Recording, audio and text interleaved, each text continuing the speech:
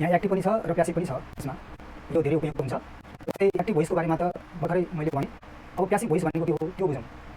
Passive भोइसमा कर्ता निष्क्रिय हुन्छ, तर यसमा त्यही हो, प्यासिभ भोइसमा कर्ता निष्क्रिय हुन्छ, प्यासिभ भनेको निष्क्रिय। अब एक्टिभ भोइसमा त यहाँ त कर्ता सक्रिय थियो, यो ऊ भन्ने यो हीले जुन कर्तालाई यहाँ देखायो त्यो कर्ता त यहाँ सक्रिय थियो यहाँ, तर प्यासिभ भोइसमा कर्ता निष्क्रिय हुन्छ, त्यही भएर प्यासिभ भनेको निष्क्रिय हो, एक्टिभ भनेको सक्रिय हो। अब यो एक्टिभमा त कर्ता सक्रिय हुन्छ, त्यही भएर सुरुमा हुन्छ, प्यासिभमा कर्ता निष्क्रिय हुने भएको हुनाले त्यसलाई सबैभन्दा लास्टमा राखिन्छ, निष्क्रिय हुन्छ। यही नै हो, प्यासिभ भोइसमा कर्ता निष्क्रिय हुन्छ र त्यो जुन कर्म छ अर्थात् अब्जेक्ट छ, एक्टिभ भोइसको जुन यो अब्जेक्ट छ, यो अब्जेक्ट सुरुमा आउँछ, अब्जेक्ट त सुरुमा आएर नयाँ सब्जेक्ट बन्दैछ र यो प्यासिभ भोइसमा जुन एक्टिभ भोइसको यो अब्जेक्ट छ, यो अब्जेक्ट यहाँ भयो। जस्तै यो प्यासिभ भोइसको अब्जेक्ट छ, यो अब्जेक्ट त यता आएर प्यासिभ भोइस बनाउँदाखेरि यो अब्जेक्ट सब्जेक्ट बन्न जान्छ, यो अब्जेक्ट यता अगाडि आउँछ अनि यो जुन एक्टिभ भोइसको जुन सब्जेक्ट छ यो सब्जेक्ट निष्क्रिय भएर सबैभन्दा पछाडि जान्छ।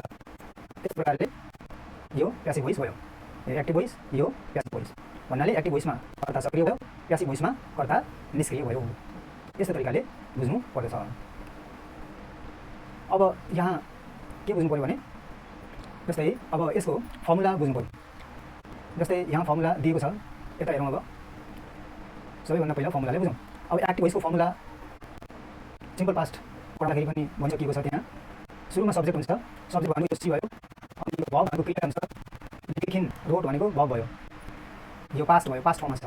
एउटा राइट हुन्छ, राइटको पास्ट फर्म रोट हुन्छ, यो पास्ट फर्मलाई प्रयोग गरिन्छ, भब भयो। अनि यो अब्जेक्ट भनेको कर्म भनेर भनिन्छ, भन्नाले यो सब्जेक्टले जुन चिजको लागि जुन उद्देश्यको लागि काम गर्छ त्यही चिज अथवा त्यही उद्देश्यलाई नै अब्जेक्ट भन्छन्। यस्तो प्रकारले यो सब्जेक्ट भयो, यो भब भयो, यो अब्जेक्ट भयो। यो त एक्टिभ भोइसको फर्मुला भयो, स्ट्रक्चर भयो। त्यस्तै गरेर अब एक्टिभ भोइसलाई प्यासिभ भोइसमा चेन्ज गर्दाखेरि अब बुझ्नु पऱ्यो, अब प्यासिभ भोइसको फर्मुला बुझ्नु पऱ्यो। अब प्यासिभ भोइसमा के राख्नुपर्छ त? अब यहाँ हेर्नुहोस्, प्यासिभ भोइसमा एक्टिभ भोइसमा जुन अब्जेक्ट थियो त्यो अब्जेक्टलाई यहाँ सब्जेक्टको रूपमा राख्नुपर्छ। यहाँ त अब्जेक्ट भनेर लेख्यो, यो अब्जेक्ट त यसको अब्जेक्ट होइन। यो जस्तै यहाँ अब अब्जेक्ट भनेपछि एक्टिभ भोइसको अब्जेक्ट राख्नुपर्छ। यहाँ एक्टिभ भोइसको अब्जेक्ट अगाडि आउँदाखेरि यो सब्जेक्ट बन्ने हो।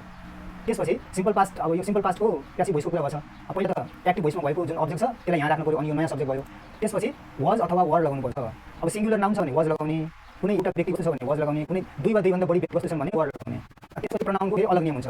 हि सी इटसँग वाज लगाउनुपर्छ, हि सी इटसँग वाज लगाउने, आईसँग वाज लगाउने, अनि बाँकी प्रोनाउनहरूसँग वर लगाउने, कुनसँग युसँग वर लगाउने, देसँग वर लगाउने, विसँग वर लगाउने। यसरी बुझ्नु पर्दछ। यो लगाउने नियम पनि मैले भनिसकेँ। त्यसपछि पास्ट पार्टिसिपल फर्म लगाउनु पर्दछ। पास्ट पार्टिसिपल भनेको V3, जस्तै एउटा भर्बको मुख्य रूपले 3टा फर्महरू हुन्छन्, V1 V2 V3 हो। त्यो V3 लाई हामीले पास्ट पार्टिसिपल भनेर भन्दछौँ। त्यसपछि हामीले बाई लगाउनुपर्छ। बाई लगाएपछि अनि सब्जेक्ट जुन एक्टिभ भोइसमा सब्जेक्ट थियो त्यो सब्जेक्टलाई यता ल्याएर अब्जेक्ट बनाउनु पर्दछ। अब यो अप्सनल हुन्छ। यो अप्सनल भनेको सधैँभरि बाहिर यो सब्जेक्ट लगाउनु पर्दैन। सधैँभरि आवश्यक छ भने लगाइन्छ, यदि आवश्यक छैन भने लगाइँदैन। त्यसो भएको हुनाले यो अप्सनल हुन्छ। यो जुन बाई प्लस सब्जेक्ट छ यो अप्सनल हुन्छ। यो बाई प्लस सब्जेक्ट प्यासिभ भोइसमा हामीले यसलाई सब्जेक्टलाई अब्जेक्टमा चेन्ज गर्नुपर्छ। त्यसरी हुन्छ। यस्तो प्रकारले यो स्ट्रक्चरको एक्सप्लेनेसन भयो। अब वाज कहाँ युज गर्ने, वर्ड कहाँ युज गर्ने त्यो सबै मैले भनिसकेँ। अब यहाँ बुझौँ। जस्तै अब यहाँ हि बट अ कार, उसले एउटा कार किन्यो होइन। हि भनेको उसले, बट भनेको किन्यो, अ कार भनेको कार अथवा एउटा कार। अब यसमा फर्मुला लागेको छ कि फर्मुला के लागेको छ त? सबैभन्दा पहिला हामीलाई यो अब्जेक्ट चाहियो। यो अब्जेक्ट छ नि, यो अब्जेक्ट यता आएर के भन्छ त? सब्जेक्ट भन्छ। यो नयाँ सब्जेक्ट भन्छ कि हुन त यो अब्जेक्ट हो। यता अब्जेक्ट आएर यतातिर सब्जेक्टको रूपमा राख्नु पर्यो, सब्जेक्टको फर्ममा। अब यही अब्जेक्ट यहाँ आउने हो, त्यही भएर फर्मुलामा अब्जेक्ट भनेर लेखिएको छ, किनभने त्यही अब्जेक्ट यता आएर सब्जेक्ट बन्ने हो। त्यही अब्जेक्टलाई युज गर्नुपर्ने भयो भने अब्जेक्ट फर्मुलामा लगाएको छ।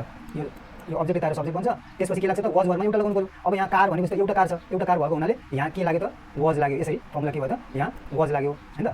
यो वाज लाग्यो, यसरी वाज लाग्यो हैन। त्यसपछि वाज लाग्यो। त्यसपछि यो के भयो त? यो बट भनेको यो V3 भयो। अनि त्यसपछि बाई लगाउनु, बाई छ, अनि बाई लगाएपछि के लगाउनुपर्छ त? बाई लगाएपछि हामीले के लगाउनुपर्छ? यहाँ अब्जेक्ट राख्नुपर्छ। भन्नाले हामीले एक्टिभ भोइसको सब्जेक्टलाई यहाँ युज गर्नु पर्यो, तर यहाँ युज गर्दाखेरि यो हिलाई त अब्जेक्ट गर्नु पर्यो। हि त सब्जेक्ट हुन्छ। हिलाई त चेन्ज गरेर यसलाई हिको अब्जेक्ट त हिम हुन्छ।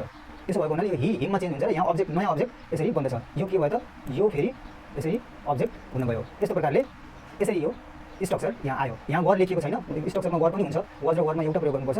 त्यसरी मैले यो एक्सप्लेन गरेँ। यही नियम सबैमा लाग्दछ। जस्तै अब अर्को इक्जाम्पल हेरौँ। दे बिल्ट अ हाउस हैन। दे भनेको उनीहरूले, बिल्ट भनेको बनाए, अ हाउस भनेको एउटा घर। अब के भन्नु पर्यो त? एउटा घर उनीहरूद्वारा बनाइयो भन्नु पर्यो। यस्तो गरियो, खाइयो, गइयो, गरियो, भन्ने अभिव्यक्तिहरू सिम्पल पास्टको प्यासिभ भोइसमा आउँदछ। दे बिल्ड हाउस, उनीहरूले एउटा घर बनायो भन्ने छ। अब एउटा घर उनीहरूद्वारा बनाइयो भनेर भन्नु पऱ्यो। अब त्यसलाई प्यासिभ भोइसमा बनाउँदाखेरि केही नियम लाग्ने भयो। अब नियम के हो भन्दाखेरि यो सबैभन्दा पहिला यो अब्जेक्टलाई यता अगाडि ल्याउनु, अब्जेक्टलाई यहाँ अगाडि ल्याएको, यहाँ आयो अ हाउस। अब यो अ हाउस अगाडि आएपछि यो सब्जेक्ट बन्न गयो। मैले अघि नै भनिसकेको थिएँ यो यसरी नयाँ सब्जेक्ट बन्न जान्छ। त्यसपछि फर्मुलामा के छ त वाज वर्डमा एउटा लगाउने भनेको छ। अ हाउस भनेको त एउटा हो, त्यसो भएको हुनाले वाज लाग्यो। अनि वाज लागिसकेपछि यो के हो त बिल्ट हुन्छ। यो बिल्ट भन्नाले पास्ट फर्म र अनि पास्ट पार्टिसिपल एउटै हुन्छ यसमा। त्यसो भएको हुनाले के हुने भयो त पास्ट पार्टिसिपल यो वाज लगाएपछि पास्ट पार्टिसिपल बिल्ट हुने भयो। बिल्ड हुन्छ अनि बिल्ट यो पास्ट फर्म पनि बिल्ट नै हुने भयो अनि पास्ट पार्टिसिपल पनि बिल्ट नै हुने भयो।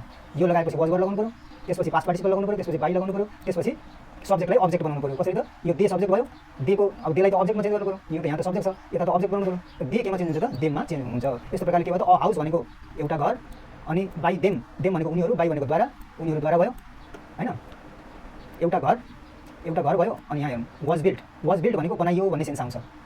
यस्तो गरियो खाइयो बसियो भन्दाखेरि के लगाउनु पऱ्यो वाज वर्ड लगाएर अनि भित्री लगाएपछि यस्तो गरियो बनाइयो खाइयो भन्ने सेन्स आउँछ। त्यो वाज बिल्ट भनेको बनाइयो अनि कोद्वारा बनाइयो भन्दाखेरि देम भनेको उनीहरू, बाई भनेको द्वारा। यस्तो प्रकारले के भयो नेपालीमा एउटा घर उनीहरूद्वारा बनाइयो भन्ने भयो। अब इक्जाम्पल नम्बर 3 मा जानु पऱ्यो। अब यहाँ एक्टिभ के छ त वी फिनिस्ड द वर्क छ। वी भनेको हामीले, फिनिस्ड भनेको सक्यौँ, के सक्यौँ त द वर्क भनेको काम, हामीले काम सक्यौँ। अब यसलाई प्यासिभ भोइसमा ल्याउँदाखेरि यो जुन द वर्क छ, द वर्क यहाँ आयो सब्जेक्ट बन्नु भयो हैन। यसरी के भयो त सब्जेक्ट बन्यो। त्यसपछि द वर्क भनेको त्यो सिंगुलर फर्ममा भयो, त्यसपछि सिंगुलर एउटा फर्ममा भयो, त्यस वाज लाग्छ। अनि त्यसपछि फिनिस्डको भिटु पनि त्यही हुन्छ, पास्ट पार्टिसिपल पनि यही हुन्छ, फिनिस्ड नै हुन्छ। त्यसो भएको हुनाले फिनिस्ड नै राख्नु पऱ्यो। त्यसपछि बाई लगाउनु पर्छ अनि यो वी जुन सब्जेक्ट छ यो सब्जेक्टलाई अब्जेक्टमा चेन्ज गर्नुपर्छ। यो सब्जेक्ट वी सब्जेक्ट छ, सब्जेक्ट वी अब यसलाई अब्जेक्टमा बनाउँदाखेरि अस हुन्छ। त्यस प्रकारले के हुन्छ वर्क भनेको अब द वर्क भनेको काम भयो। त्यसपछि अब वाज फिनिस्ड भनेको सकियो भनेको, हामीहरूद्वारा सकियो। वाज फिनिस्ड भनेको सकियो हैन। वाज फिनिस्ड भनेको सकियो, कोद्वारा सकियो त बाई भनेको द्वारा, अस भनेको हामी, त्यो हामीद्वारा। यस्तो प्रकारले the work was finished by us, काम हामीद्वारा सकियो। त्यस्तै प्रकारले अब अरू मोडल सेन्टेन्सहरू पनि यहाँ छन्, सबैमा त्यही नियम लागु हुन्छ। जस्तै the student read the book, यो सिम्पल पास्ट भएको हुनाले यसलाई रेड भनेर यसलाई प्रोनाउन्स गर्नुपर्छ। भन्नाले प्रोनाउन्सिएसन यसको के हुन्छ रेड हुन्छ, यसलाई रिड भन्नु हुँदैन हैन। यसलाई रिड भन्ने हैन, यसलाई रेड भन्ने हो। त्यो भिटु र भित्रीलाई रेड हुनुपर्छ अनि भी1 छ भने रिड भन्ने हो। यसको तिनटै फर्म एउटै हुन्छ भन्नाले स्पेलिङ एउटै हुन्छ, आरइएडी नै लेखिन्छ तर यसको प्रोनाउन्सिएसन मात्रै फरक हुन्छ। अब यो सिम्पल पास्ट भएको हुनाले त्यो रिड त होइन, त्यसो भएको हुनाले त्यो रेड हो। यसलाई के भन्नुपर्छ त रेड भन्नुपर्छ। ल अब के भयो त the student read the book, student भनेको विद्यार्थीले, रेड भनेको अब यो सिम्पल पास्ट भयो भनेपछि त के हुने भयो पढ्यो। के पढ्यो अब यहाँ हेरौँ द बुक भनेको किताब। यस्तो प्रकारले विद्यार्थीले किताब पढ्यो भयो। अब यसलाई प्यासिभ भोइसमा बनाउँदाखेरि यो जुन द बुक छ यो यहाँ आयो हैन, द बुक भनेको त एउटा भयो, त्यसपछि वाज लगाउनु परिहाल्यो अनि यो त एउटै हो, स्पेलिङ एउटै हुन्छ हैन, स्पेलिङ एउटै हुने भयो, आरइएडी रेड नै राख्नु पऱ्यो, त्यसपछि बाई लगाउनु पऱ्यो अनि यो जुन सब्जेक्ट छ यो सब्जेक्ट यता आएर अब्जेक्ट बन्छ। जुन द स्टुडेन्ट छ त्यही नै रहन्छ, यसमा त कुनै परिवर्तन हुँदैन, जस्ताको तस्तै हुन्छ। यस्तो प्रकारले अरू सेन्टेन्सहरू पनि यही नियमले नै हुन्छ। अब हेर्दै जाउँ the police caught the thief भयो। द पुलिस भनेको प्रहरीले। अब यो पुलिसको अगाडि द लगाउँदाखेरि प्लुरल फर्म हुन्छ है, एउटा बुझ्नुपर्छ। द पुलिस भनेको सिंगुलर मानिँदैन, द पुलिस भन्दा बित्तिकै प्लुरलमा गनिन्छ, यो धेरमा गनिन्छ। पुलिसको अगाडि द लगायो भने सिंगुलर हुँदैन कहिले पनि। नेपालीमा त प्रहरी नै भनिन्छ, सिंगुलर जस्तो हुन्छ नेपालीमा, तर इङ्ग्लिसमा यसलाई प्लुरल नै मानिन्छ इङ्ग्लिसमा। अब द पुलिस भनेको प्रहरीले, कट भनेको के हो त पक्रियो, कट भनेको पक्रियो, त्यसपछि द थिफ भनेको चोरलाई भनेको। अब यो कसरी भयो त अब यो द थिफ यहाँ आउनु भयो, यता अब्जेक्ट सुमा राख्नु पऱ्यो, त्यसपछि यो एउटा भन्नाले वाज राख्नु पऱ्यो अनि यो भिटु पनि यही हो भित्री पनि यही हो। त्यसो भएको हुनाले यो हुने भयो, यसमा परिवर्तन हुनु भएन, एउटै फर्म हुन्छ कट अनि बाई राख्नु पऱ्यो। अनि यो द पुलिस हुन्छ, द पुलिस फेरि यता पछाडि ल्याउनु पऱ्यो, यसमा त सजिलो भयो परिवर्तन गर्नु परेन। त्यस्तै प्रकारले the thief was caught by the police. त्यस्तै प्रकारले सेन्टेन्सहरू छ my mother bake a cake हैन, माइ मदर भनेको मेरी आमाले भयो, बेक भनेको के भयो त बनाउनु भयो, के बनाउनु भयो त अब के बनाउनु भयो हैन।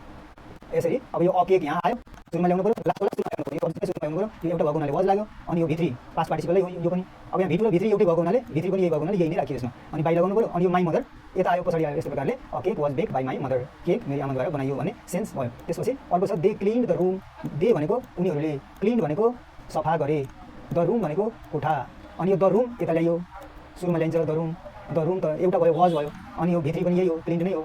त्यसपछि बाई लगाउनु पऱ्यो, देम भइहाल्यो, दे यता आएर देम यसरी भइहाल्यो। यस प्रकारले the room was clean by them, कोठा उनीहरूद्वारा सफा गरियो। त्यस प्रकारले अब आई रोट अ लेटर, मैले एउटा चिठी लेखेँ। आई भनेको मैले, रोट भनेको लेखेँ, के लेखेँ अ लेटर एउटा चिठी, आई रोट अ लेटर। अब यसलाई प्यासिभमा अ लेटर अब्जेक्ट भयो, यो अब्जेक्ट यहाँ आयो अ लेटर, अब्जेक्ट यता आएर सब्जेक्ट बन्यो, अ लेटर भनेको एउटा लेटर हो वाज लगाउनु पऱ्यो अनि रोट त यो सिम्पल पास्टमा छ, यसको भित्री के हो त रिटन हो, राइट रोट रिटन, त्यही भएर रिटन फर्म रिटन लेखियो। त्यसपछि बाई लगाउनु पऱ्यो अनि आई त सब्जेक्ट भयो, यो सब्जेक्टलाई त अब्जेक्टमा परिवर्तित गर्नु पऱ्यो अनि आईको अब्जेक्ट के हुन्छ त मी हुन्छ।